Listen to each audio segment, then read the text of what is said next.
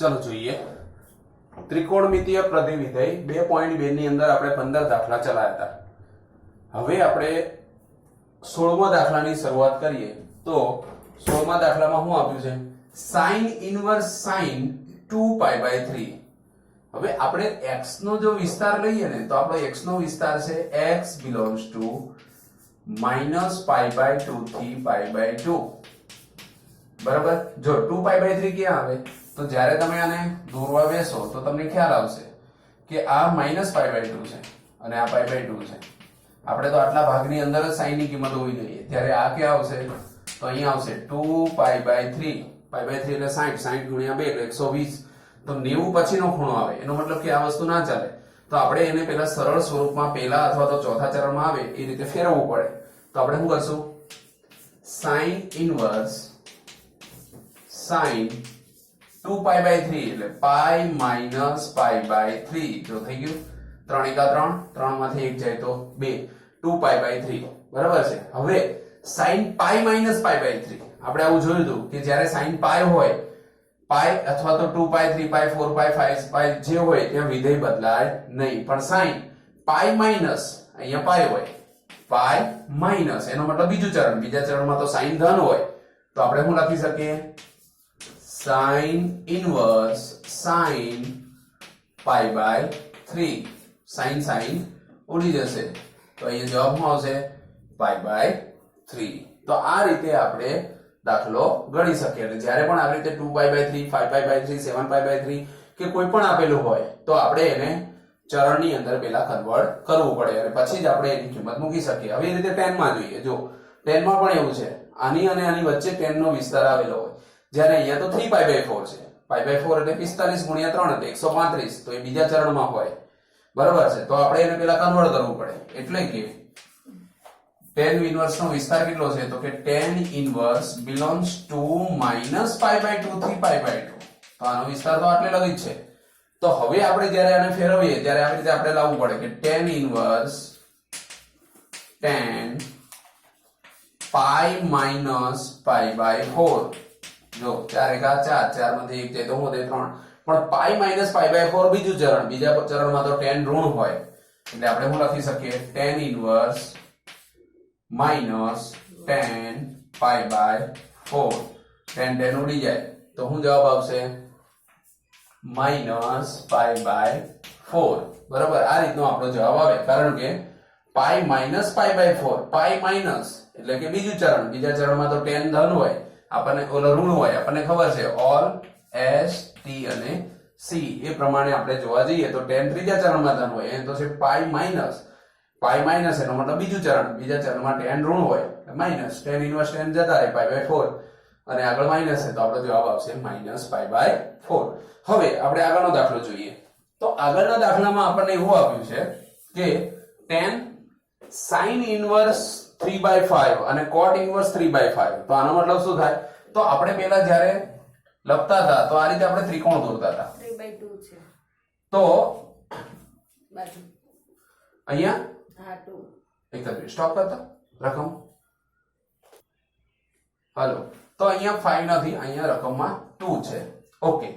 તો હવે આપણે જ્યારે આને ત્રિકોણની અંદર ગોઠવીએ તો આપણને ખબર પડશે કે sin 3/5 એટલે કે સામેની બાજુના છેદમાં કર્ણ, તો અહીંયા 3 લખો અહીંયા 5 લખો તો આપણને ખબર પડે કે અહીંયા 4 જ આવે। એ જ રીતે જ્યારે cot ઇન્વર્સ ની અંદર લખશું, જ્યારે cot ઇન્વર્સ નો ત્રિકોણ દોરવા જઈશું ત્યારે આપણને ખ્યાલ આવશે કે cot ઇન્વર્સ એટલે પાસેની બાજુના છેદમાં સામેની બાજુ, તો અહીંયા 3 આવશે અહીંયા 2 આવશે। જો આનો વર્ગ કરો તો 3 નો વર્ગ 9 થાય, 2 નો વર્ગ 4 થાય, 9 ને 4 ટોટલ મારો તો અંડર રૂટ શું થઈ જાય 13 થઈ જાય। તો આ રીતે આપણે આનો કન્વર્ટ કરી શકીએ। હવે બંનેને 10 માં લાવવાનું છે કેમ કે આપણી પાસે 10 છે, જો તમે 10 ની અંદર કન્વર્ટ કરો તો તમને આવી રીતે મળે કે tan અહીંયા tan ઇન્વર્સ 3/5 છે, એની જગ્યાએ tan લખશો તો 3/4 લખાશે, પ્લસ અહીંયા છે tan ઇન્વર્સ, જો અહીંયા tan ઇન્વર્સ લખવા જશો તો 2/3 લખાશે બરાબર છે। તો આ શું થઈ ગયું tan ઇન્વર્સ 3/4 tan ઇન્વર્સ 2/3। હવે આ તો સૂત્ર થઈ ગયું, જો તમે આને a અને b ધારીને કરશો તો પણ થાય અને ડાયરેક્ટ લખશો તો આવશે tan ઇન્વર્સ 3/4 + 2/3 છેદમાં 1 minus 3/4 into 2/3 આ રીતનું આપણે લખી શકીએ. હવે આનું આપણે વિસ્તરણ કરવા જઈશું તો શું આવશે? તો આ tan ઇન્વર્સ છે, અહીંયા પણ tan, અહીંયા tan છે, અહીંયા tan ઇન્વર્સ છે. આની આપણને કોઈ કિંમત મળશે, જેમ કે 4 તરીને આનો લસા લેવો પડે. 3 તરી 9, 4 દુ 8, છેદમાં કેટલા વધશે? 4 તરીને 12. એ જ રીતે 4 તરીને 12, 3 દુ ને 6, છેદમાં કેટલા વધશે? 12. તો 12 ઉડી જાય. 9 અને 8 એટલે કેટલા આવશે? 17. તો અહીંયા આવશે tan ઇન્વર્સ 17 ના છેદમાં 12 માંથી 6 જાય તો કેટલા વધશે? 6. એટલે કે tan ઇન્વર્સ ઉડી જશે. તો કેટલો જવાબ આવશે?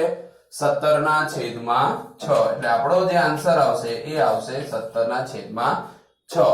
ઓકે, તો આ રીતે આપણે જ્યારે પણ આવી રીતે કોઈ કિંમત આપી હોય તો એને તમે આ રીતે ત્રિકોણમાં ફેરવી અને સામેની બાજુ પાસેની બાજુ, પાસેની બાજુ સામેની બાજુ કરી અને tan ની કિંમત લાવી અને સૂત્ર મૂકો તો પણ તમારો જવાબ આવી જાય. ઓકે, ચલો આગળ વિકલ્પ છે. જેમ કે 19 નંબરના વિકલ્પમાં એવું આપ્યું છે કે cos ઇન્વર્સ cos 7π/6. જો ફરીવાર હું આવ્યું 7π/6. તો આને તમે ડાયરેક્ટ ના લખી શકો, એટલે આનું તમારે કન્વર્ટ કરવું પડે. તો જોઈએ તો cos ઇન્વર્સ cos π પ્લસ π/6. જો π પ્લસ એટલે 6 * 6 અને 1 7 થાય. હવે આપણે જ્યારે આને કન્વર્ટ કરશું ત્યારે શું આવશે? cos inverse cos π plus π/6. π plus એનો મતલબ કે ત્રીજું ચરણ, ત્રીજા ચરણમાં sin આ cos હોય શું હોય? ઋણ હોય, એટલે કે cos π/6. આ રીતનું આપણે આવી શકીએ કે cos ઇન્વર્સ cos, જો ફરીવાર માઈનસ આપેલું છે, જો તમે cos ની અંદર cos ઇન્વર્સ માઈનસ આપેલું હોય તો આપણે એને શું કરી શકીએ કે cos π/6 ની કિંમત મૂકીએ તો શું થશે? cos ઇન્વર્સ માઈનસ cos π/6, 30 ની કિંમત √3/2. પણ જો cos ઇન્વર્સ માં માઈનસ આવ્યો તો ફરીવાર આની જે કિંમત છે એની જગ્યાએ આપણે શું લખી શકીએ? π માઈનસ cos ઇન્વર્સ 3/2 ની કિંમત કેટલી? √3/2 ની કિંમત તો કે cos π/6. બરોબર છે. તો જે cos π/6 ની કિંમત છે એને આપણે અહીંયા મૂકીએ તો શું થશે? cos ઉડી જશે, અહીંયા આવશે π માઈનસ π/6. એટલે કે 6 * 6, 6 માંથી 1 જાય તો કેટલા વધશે? 5π/6. એનો મતલબ કે તમારું ઓપ્શન આપેલું છે કે 5π/6 b, એટલે અહીંયા જવાબ આવશે b. હવે એ રીતે આપણે બીજી રકમ જોઈએ, 20મો દાખલો કે જેની અંદર આપણને એવું કીધું છે sin π/3 minus sin inverse minus 1/2. બરોબર છે. તો અહીંયા ફરીવાર એ જ આપ્યું છે. આપણને ખબર છે કે sin ઇન્વર્સ હોય અને વચ્ચે થીટા ની આગળ જો માઈનસ હોય તો આપણે માઈનસ ને લખવું હોય તો હું લખી શકીએ sin π/3. પણ આ માઈનસ આગળ આવતું રહે અને પ્લસ થઈ જાય. sin ઇન્વર્સ sin π/6 ની કિંમત છે, sin ઉડી જાય તો સીધું શું આવશે? π/6. એનો મતલબ કે sin π/3 પ્લસ π/6. તો આપણે એને કહીએ તો શું લખાય? sin π/3 એટલે 60 અને 30 90 એટલે કે π/2. એટલે આનો જવાબ આવશે 1. એટલે આપણને ખબર પડે કે બીજા ઓપ્શનનો જવાબ કેટલો છે? 1. 1 એટલે કેટલા? તો કે D. આનો ઓપ્શન આવશે D. હવે 21નો ઓપ્શન જોઈએ કે જેની અંદર આપણને એવું કીધું છે કે tan ઇન્વર્સ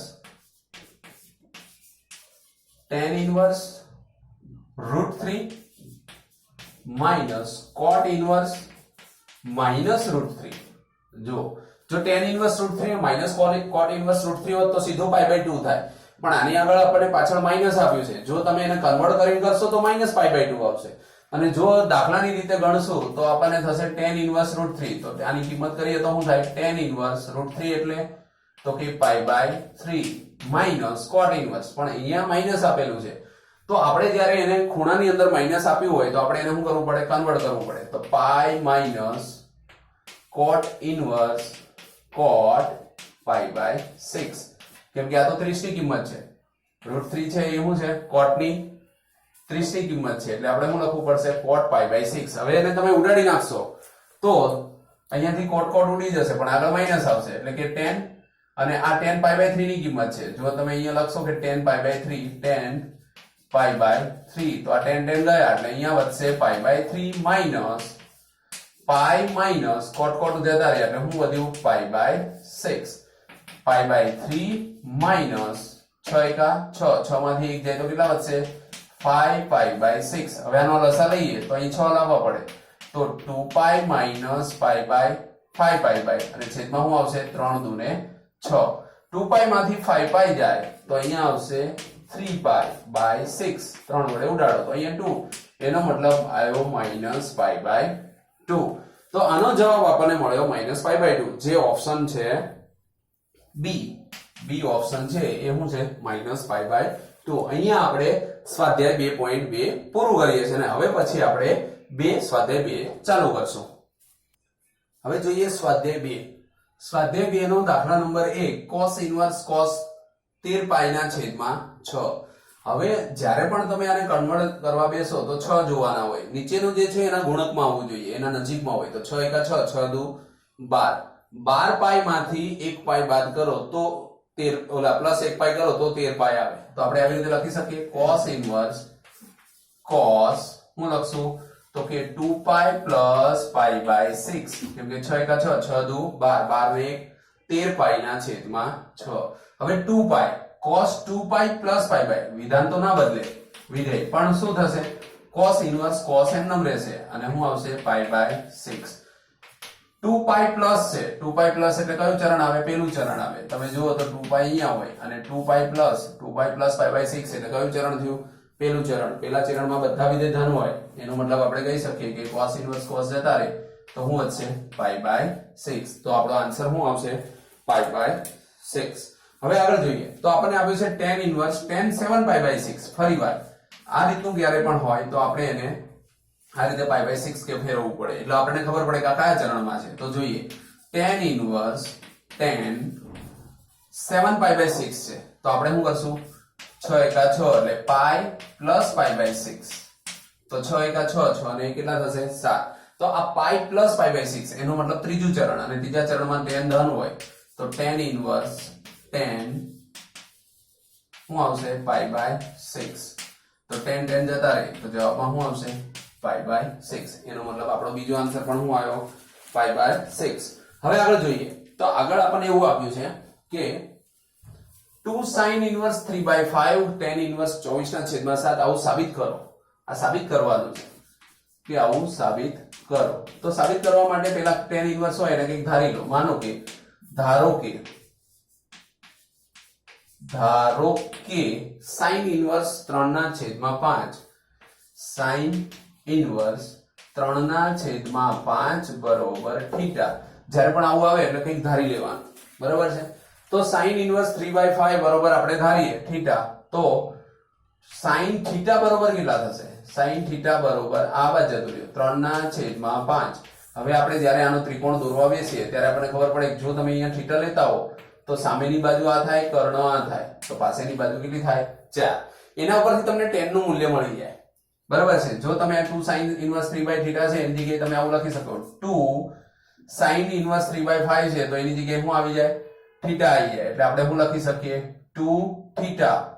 આપણે શું લખી શકીએ 2 થીટા, એટલે કે અહીંયા sin ઇન્વર્સ હતું,2 sin ઇન્વર્સ 3/5 છે તો sin ઇન્વર્સ 3/5 છે એની જગ્યાએ આપણે શું લખી શકીએ તો tan આપણે લાવવાનું શું છે 2 sin, તો આપણે આવું લખી શકીએ કે આને જો આપણે tan માં ફેરવીએ તો tan થીટા બરોબર પણ શું લખાય તો 3/4. એટલે આપણે આ રીતે લખી શકીએ. હવે જો આપણે લાવવું હોય તો tan થીટાનું મૂલ્ય શું છે તો થીટા એટલે sin ઇન્વર્સ 3/5 આ રીતનું થઈ જાય 2 sin ઇન્વર્સ 3/5. હવે આને આપણે ફેરવીએ તો અહીંયા લખાશે sin 2 થીટા, કેમ કે આપણે આવું લાવવાનું છે. tan ઇન્વર્સ 24/7 લાવવા છે તો આપણે એને tan 2 sin ઇન્વર્સ 3/5 માં લખી દઈએ. આ તો tan 2 થીટાનું સૂત્ર આવ્યું tan 2 થીટા. હવે જો તમે tan 2 થીટાનું સૂત્ર મૂકવા જાઓ તો તમને ખબર પડશે કે શું આવશે 2t એટલે tan થીટા અને છેદમાં શું આવશે 1 - tan સ્ક્વેર થીટા. હવે આની જે કિંમત હોય એ બધી મૂકી દો. tan 2 થીટા 2 tan થીટા એટલે કેટલા તો કે 3/4. આગળ કેટલા છે તો કે 2. 1 - tan સ્ક્વેર થીટા એટલે 3/4 નો સ્ક્વેર. બસ આનું ખાલી આપણે વિસ્તરણ કરવું પડે. જો તમે આનું વિસ્તરણ કરો તો તમને ખ્યાલ આવશે કે ઉપર કેટલા છે તો આને 2 ને વડે ઉડાડ દો અથવા તો 4 નો લસા લઈએ તો અહીંયા એવું થાય 3/2. જો આ 2 વડે ઉડાડો તો અહીંયા આવું થઈ જાય છેદમાં કેટલા આવશે 2 આનો લસા લો અહીંયા આવશે 1 માઇનસ 9 ના છેદમાં 4 કેમ કે ઓલા 9 ના છેદમાં 16 કેમ કે 4 નો વર્ગ 16 થાય 3 નો વર્ગ 9 થાય આને જો તમે ઉપર લઈ જાઓ તો આપણને ખબર પડશે કે 16 ઉપર જતા રહે અને અહીં 16 આવે લસા લીધો કહેવાય તો 3 ગુણ્યા 16 અહીંયા 2 આવશે 16 એકા 16 16 માંથી 9 જાય તો કેટલા વધશે 7 અને 2 વડે ઉડાડો તો અહીંયા કેટલા આવશે 8 એનો મતલબ આપણો જવાબ આવશે 10 24 ના છેદમાં જો અહીં 10 છે 2 ઇન્વર્સ એટલે કે આવું આવ્યું 10 2 sin ઇન્વર્સ 3/5 આ જે 10 હતો એને સામે લઈ જાઓ અહીંયા આપણો જવાબ આવ્યો 24 ના છેદમાં 7 તો આ 10 ને સામે લઈ જાઓ તો 2 10 sin ઇન્વર્સ 3/5 બરાબર શું આવશે 10 ઇન્વર્સ 24 ના છેદમાં 7 ઓકે તો આ રીતે આ જવાબ લાવવા માટે આપણે 10 અને અહીંયા થીટા મૂક્યા હતા થીટા એટલે શું તો કે 2 sin ઇન્વર્સ 3/5 એના બરાબર આપણે શું લીધું હતું sin ઇન્વર્સ 3/5 બરાબર આપણે થીટા લીધા હતા તો અહીંયા મૂકી દો તો 2 અને આ થીટા તો 2 થીટા અહીંયા 10 તો આની જો મૂલ્ય મૂક્યું તો 10 2 થીટા પછી આપણે સૂત્ર મૂક્યું હવે અહીંયા જે 10 વધ્યો તો એને છેલ્લે તમે સામે જવા દો 24 ના છેદમાં તો 10 ઇન્વર્સ 24 ના છેદમાં 7 અને સામે શું વધશે 2 sin ઇન્વર્સ 3/5 આવું આપણે સાબિત કર્યું